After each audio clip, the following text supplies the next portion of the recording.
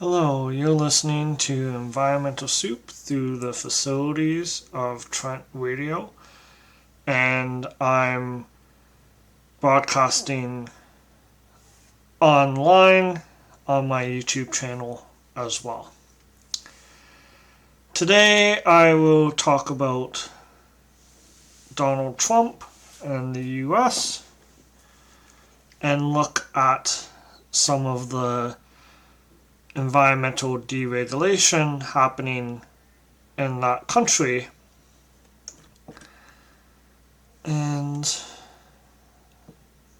I did a video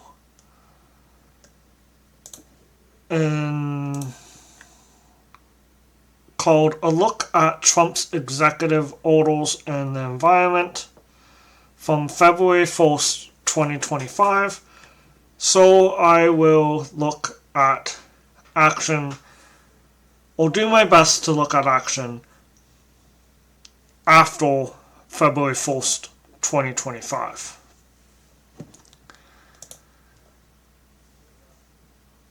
There is a climate action tracker,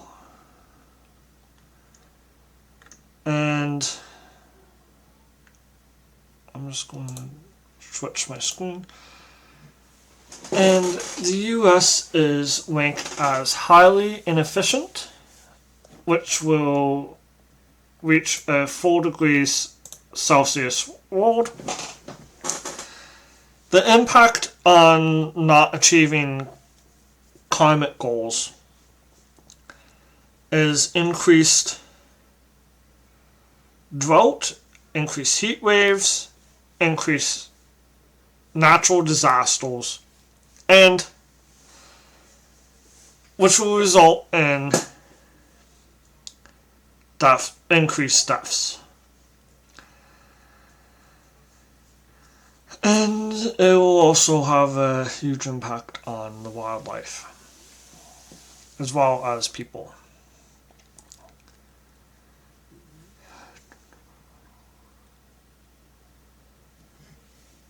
A 4 degrees Celsius world is very concerning.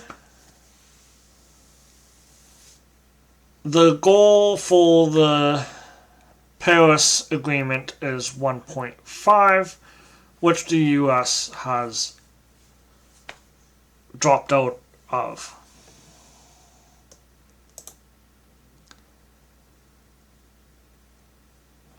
And the Trump administration emissions will still decrease by 19 to 30% below 2025 levels, excluding emissions from land use change in forestry. Land use can have a significant impact on climate change as well. The Biden administration was set to reduce emissions by 29 to 39% in 2030, below 2005 levels, excluding forestry and land use changes.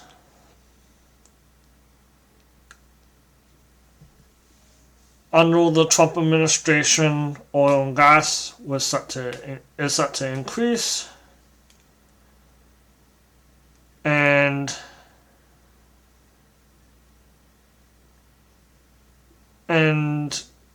the US is rescinding a lot of the finance that went into climate change. They're slowing wind and solar, and the policies are decreasing electric vehicle sales.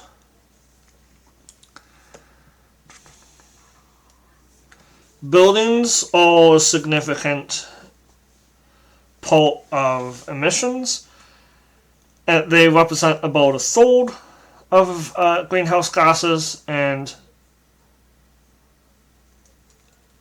the US government has eliminated incentives for electrifying buildings and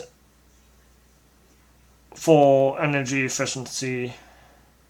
And this is going to increase the cost of buildings, resulting in decreased affordability for homeowners.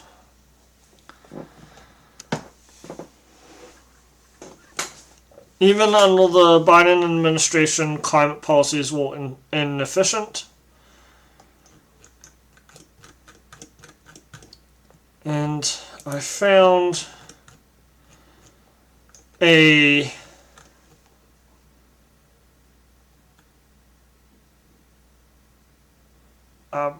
policy tracker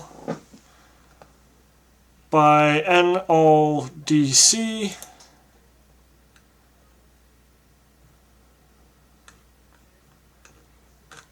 NODC is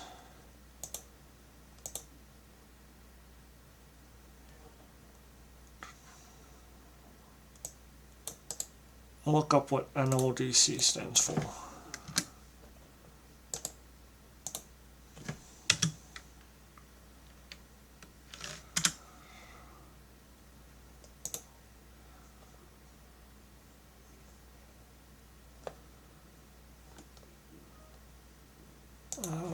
What is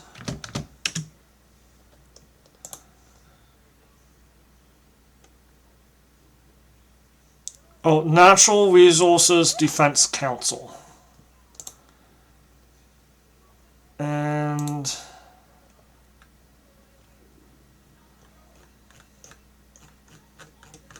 they talk about science, policy, and law.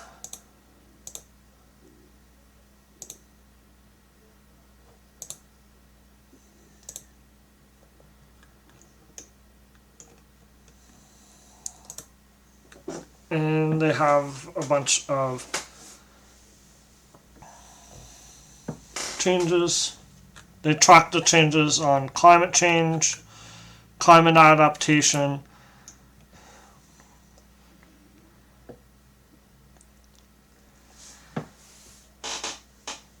the Federal Emergency Management Agency suspended all of its training and education programs for emergency managers across the U.S.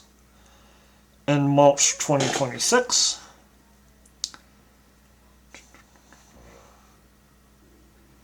That is concerning because it would lead to less resources in natural disasters.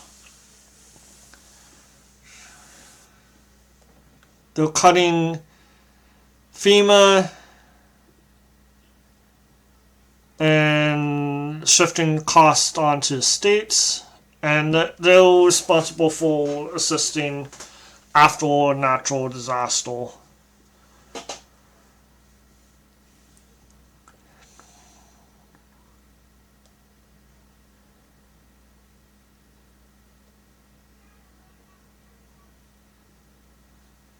And let's see here.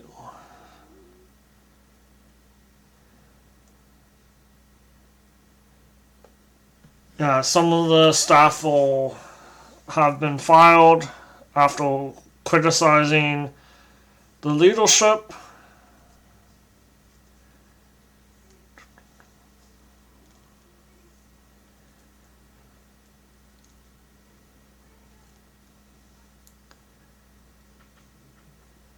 And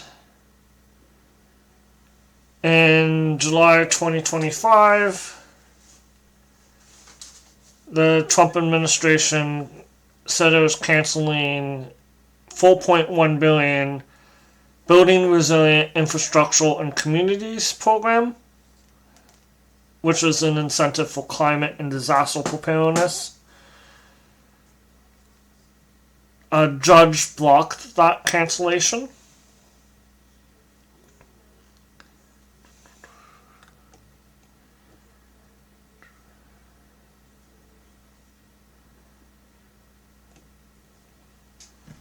Those climate change is important climate change data is important for forecasting storms, and in 2025, June of 2025, the National Oceanic and Atmospheric Administration announced that it was stopping providing data. This has been reversed.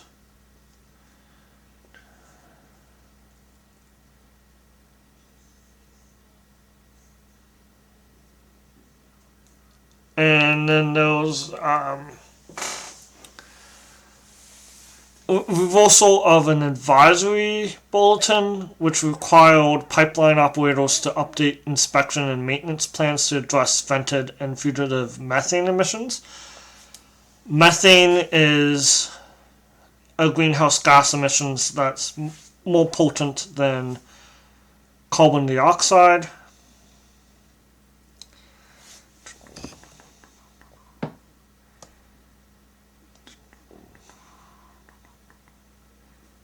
And there's a few more announcements.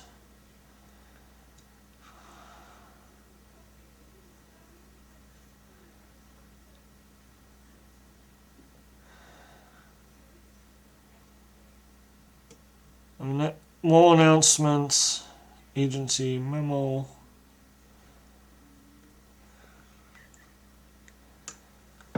Specifically on climate change.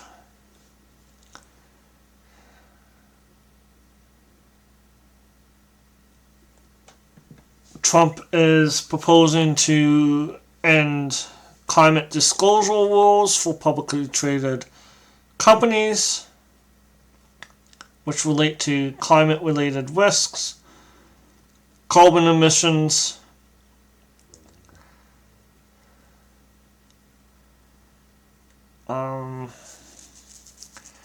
this would make it more difficult to, they're saying, assess the risks individual companies, or how climate is impacting major companies.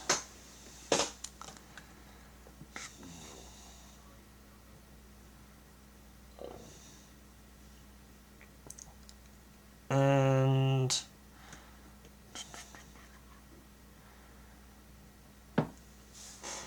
the US is withdrawing from the Framework Convention on Climate Change, or it has. The formal exit will take place on February 27th, 2027.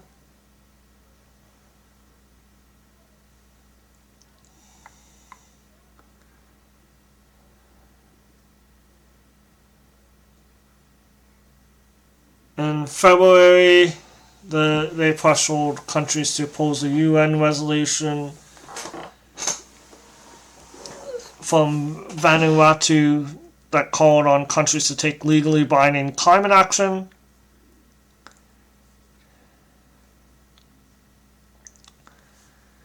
And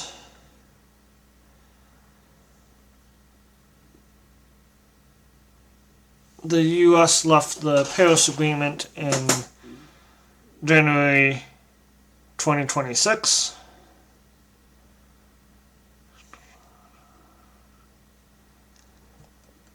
So there's a lot of things that the US has done to reverse climate action. There's also the Climate Backtracker by Columbia Law School, Columbia Climate School, Sabin Center for Climate Change Law.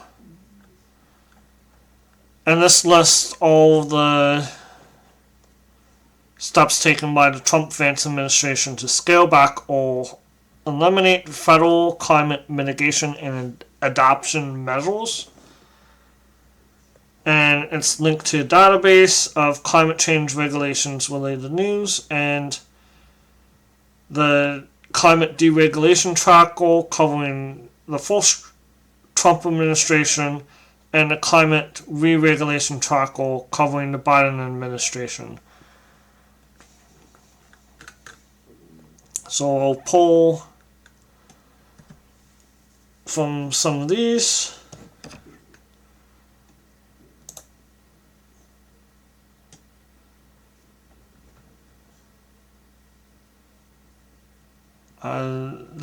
Those different agencies, I don't know what some of these are. The SEC is proposing a rescindation of its 2024 climate disclosure regulations.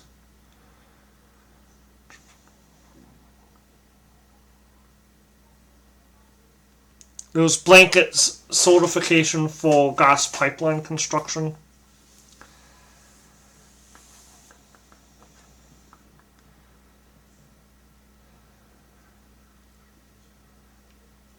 And let's see.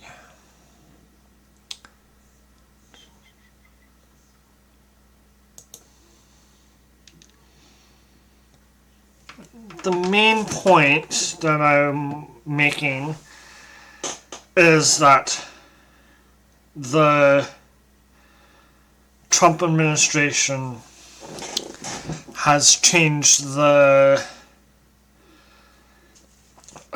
made so many deregulations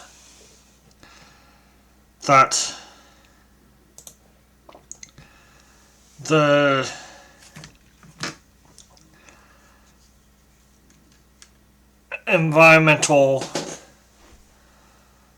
global emissions are severely set back. And there's more climate risk as a result. Other countries, including Canada, are following suit because they are also making deregulations. I went over that in last week's video, and I talked about changes to the environmental assessment that are proposed, and I hope that you make comments in time regarding that. In the last video, I also talked about the similarities between executive orders and orders in cabinet, which is Canada's equivalent. I won't repeat that, but I will go back to looking at some of the other changes that were made.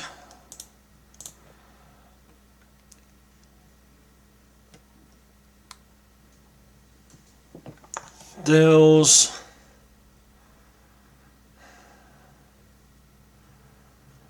the Department of Energy.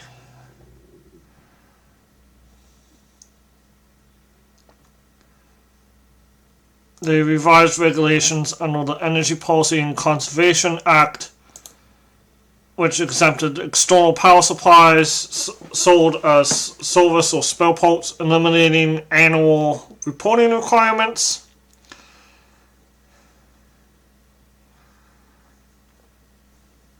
They're redirecting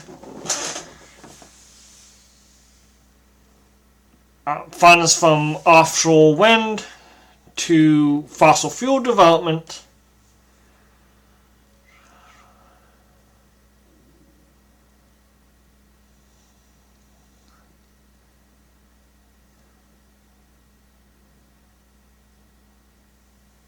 And there was an executive order which invoked the war powers to waive requirements to expand production of grid and energy infrastructure, as well as fossil fuels.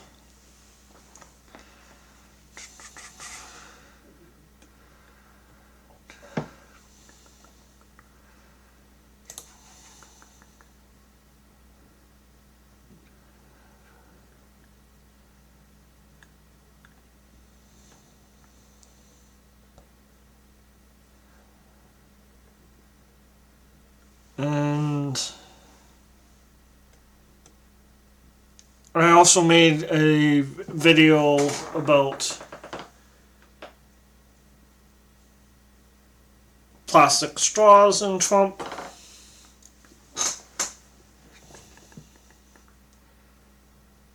And let's see. Environmental soup and Trump.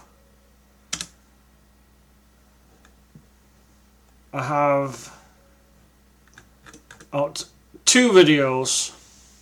Trump bans plastic straws and a look at Trump's executive orders on the environment. I think those are the 2 that I have.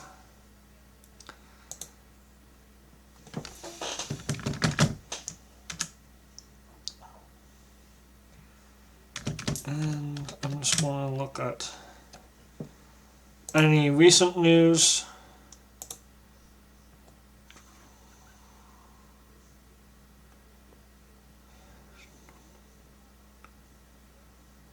I talked about the climate change disclosure rule that is going to be eliminated.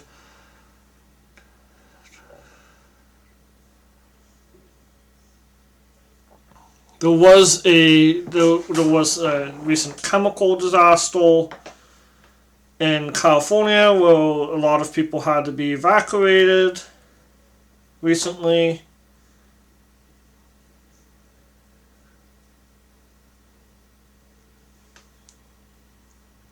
There was some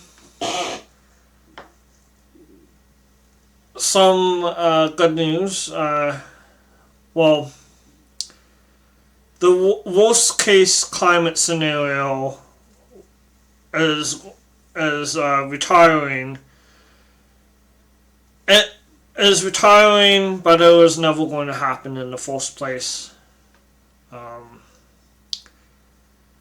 And that is because there was reductions in the use of coal.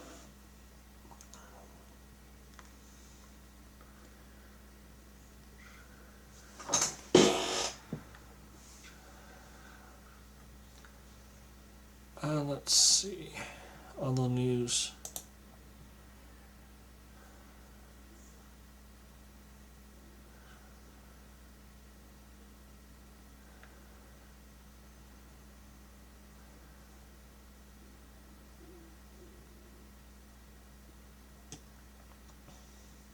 Sierra Club is saying 1 year after Trump's inauguration, the damage to environmental policy is unprecedented, and that was posted on January 20th, 2026.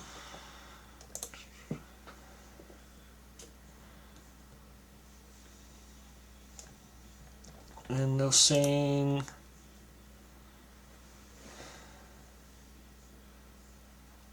that they're citing the executive orders.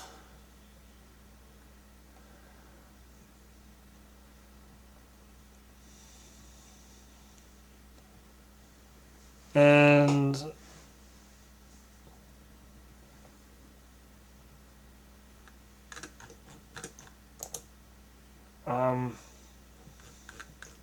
I didn't read this article in advance.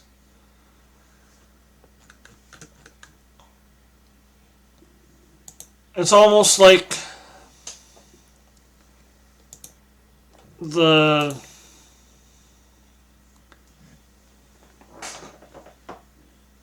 we learn the importance of environmental protection and environmental action from books like Silent Spring and Action, taken in the Love Canal, and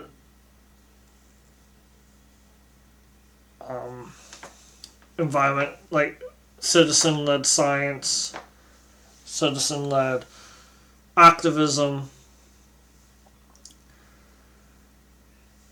And we also saw videos like The Inconvenient Truth, The Day After Tomorrow. The Day After Tomorrow is fictional. I recognize that. But we keep ignoring politicians around the world, keep ignoring scientists and what people have observed, and we can see the impacts in real time. It's very troubling what's happening. But I was reminded at my book club that they're all positive, that there have been wins. There were, in the 1960s, there was action on bikes in Montreal.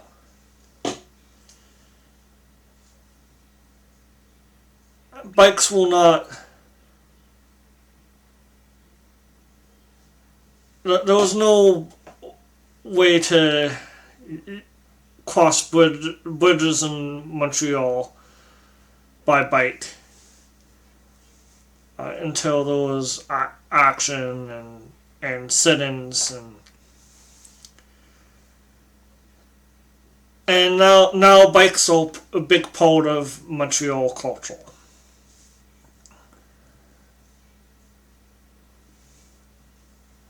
And there was action taken on reducing pesticides as a result of Rachel Carlson's book Silent Spring. So it is important to remember past wins and